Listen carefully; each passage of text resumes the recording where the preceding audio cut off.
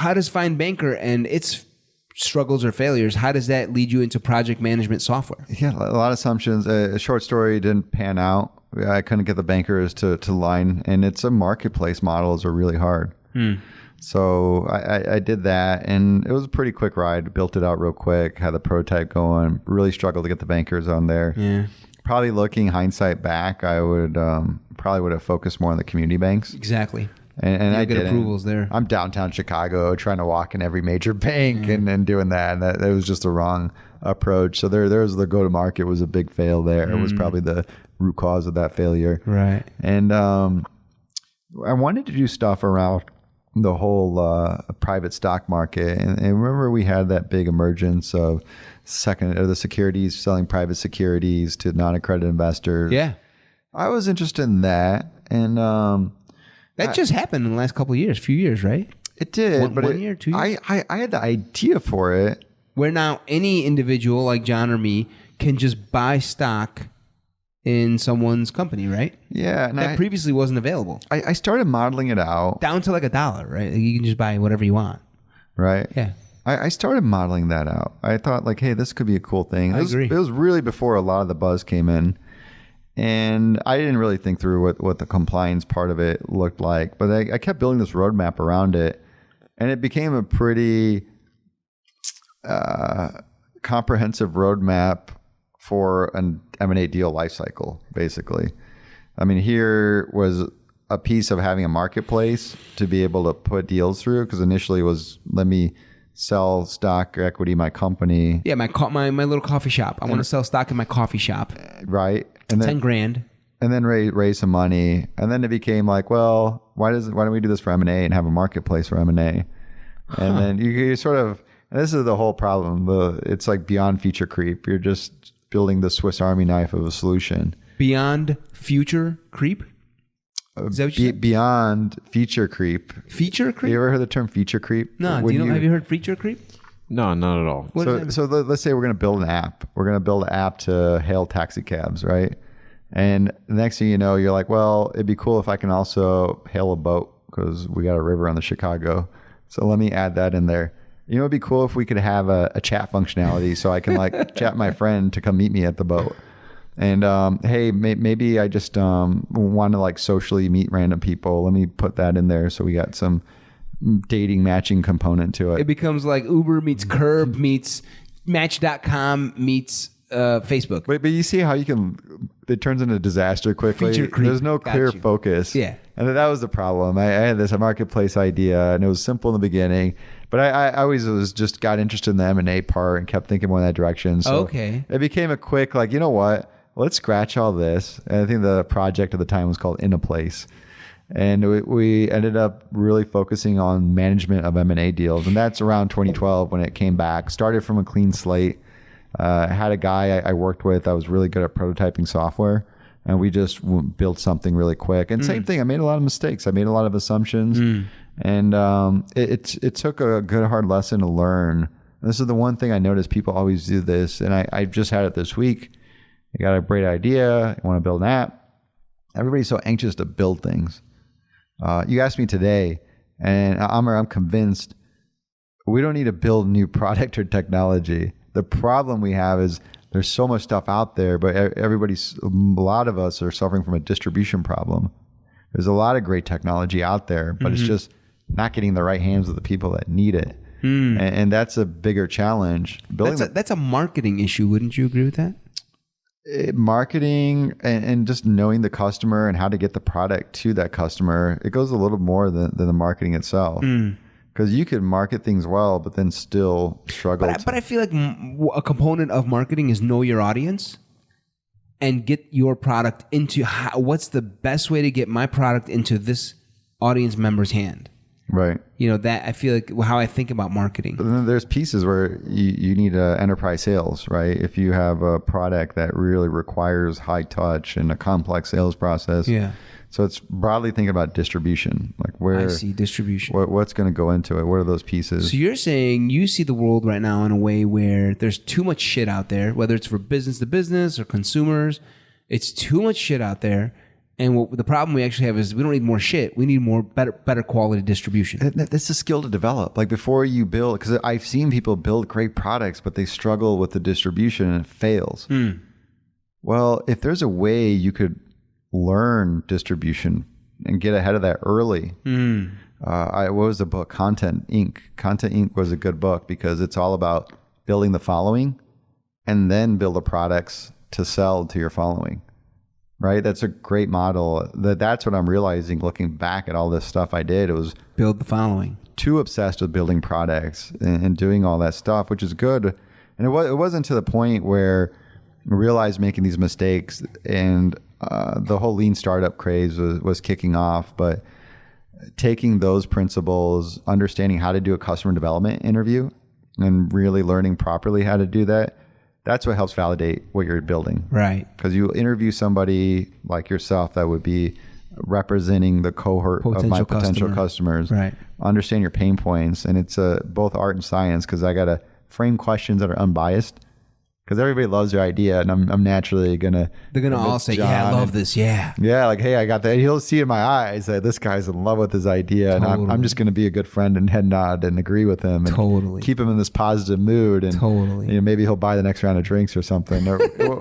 So with this, you want to do the opposite. You really want to be and coming with detached, the mindset that whatever you know is wrong, or you don't know anything.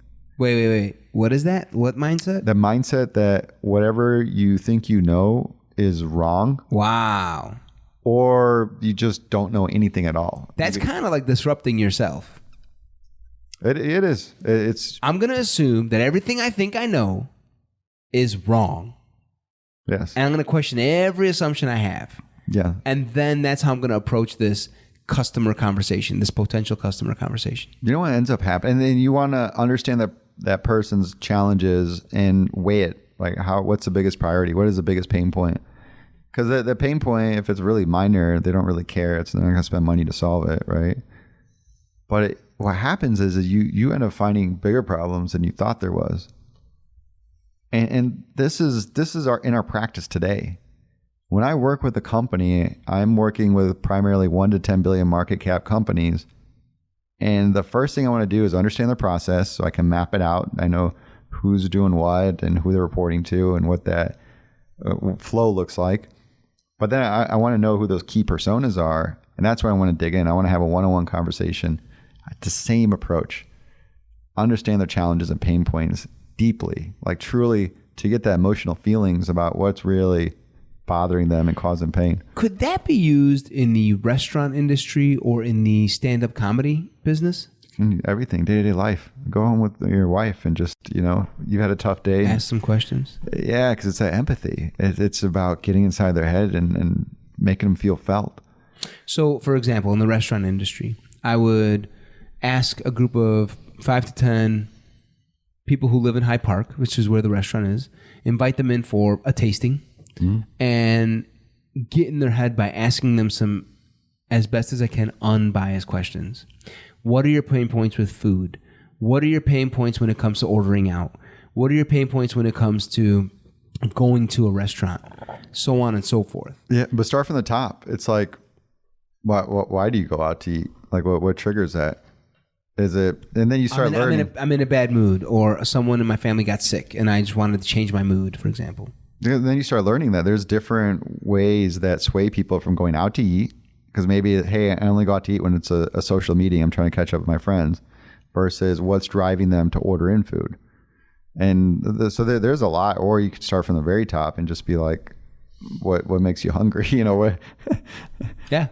What makes you decide which restaurant to go to? All those kinds of. How about in the stand-up comedy business? If John and I were two guys who often put on stand-up shows, where we invite people out to come watch a 45-minute or 1 hour show for $5 or $10, we would potentially get a group of our colleagues who go to shows. Right. And we'd ask similar questions. Yeah. Because you want to know what was good and bad about your show, right? Well, I don't know. You tell me, because do we do this before we create the product, or do we do this like, hey, give us feedback on our product? Well, you could do both, right? Because in that lean startup context, it was in the beginning, it's a problem interview, right? Because you want to understand the problem.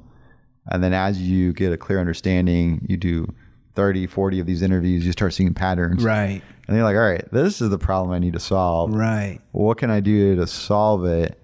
And maybe you're just building an outline on how you can solve it, but you keep doing that, go back and do solution interviews and then iterate on it. Software, the wireframes is common. I personally don't like them. I'd rather hire somebody from Upwork or something low cost option. Build out the wireframe? And just to do mock-ups. I'd rather give something a little visual. It'll cost you a little bit of money, but just find some junior level person and then show them saying, hey, what do you think of this? Would this solve your problem? And if you do it right, people would buy into it and you'll line up some potential customers that way. But again, people want to make you happy and they'll promise they'll buy you stuff. Yeah, exactly. Yeah, get the money in your hand is a little different story. So this is all called almost like preview distribution, or like early indication of customer demand, or early forecast of how distribution would go. It's just validation, right? The comedy skit, like what do we think is funny, right? Can we validate that ahead of time? Like jokes about certain topics versus race, religion, and what are people gonna? How many people? Because there's jokes that don't land well and offend people, right? Depends on the audience, but exactly. You've had anybody storm out on you before? No, I've had people on an improv team threaten to quit the team because of material I've put out there on stage. I saw an act in New York a couple months ago, and an audience stormed out. I mean, went on a clear tangent and let the talent have it before he stormed out. I've seen that many times. Right. It happens. It hasn't happened on me yet, no. But it's just funny. Like, it was just some little thing he was sensitive about. Totally. Yeah. I was at a Colin Quinn show one time. Do you know Colin Quinn? No, I don't. He's a longtime comic. You know Colin Quinn, Yeah, right? I know Colin. I remember I used to watch him as a kid on MTV. He used to run a show called Remote Control. Does that ring a bell at all? MTV Remote Control? No. Yeah. So, and then he's had so many one-man shows and stand-up shows. He's had other shows, too, that are not coming to mind right now. But yeah, he used to have Tough Crowd on Comedy Central. Yeah, Tough Crowd on Comedy Central, exactly. So anyways, he's been around for a long time. And he's telling a joke. Oh, man, I lost the joke now. Let me think. It was, I can't remember it. Something about biology. It was basically about animals and how some ridiculous observation about gorillas and apes and things like that. And a woman stands up in Thalia Hall in Pilsen. She's in the balcony, stands up and screams out, "That's not funny." And he's like, "Excuse me?" And she's like, "That's not funny. I'm a biologist. I don't find that funny." He's like, "Ma'am, you do know this is a comedy show.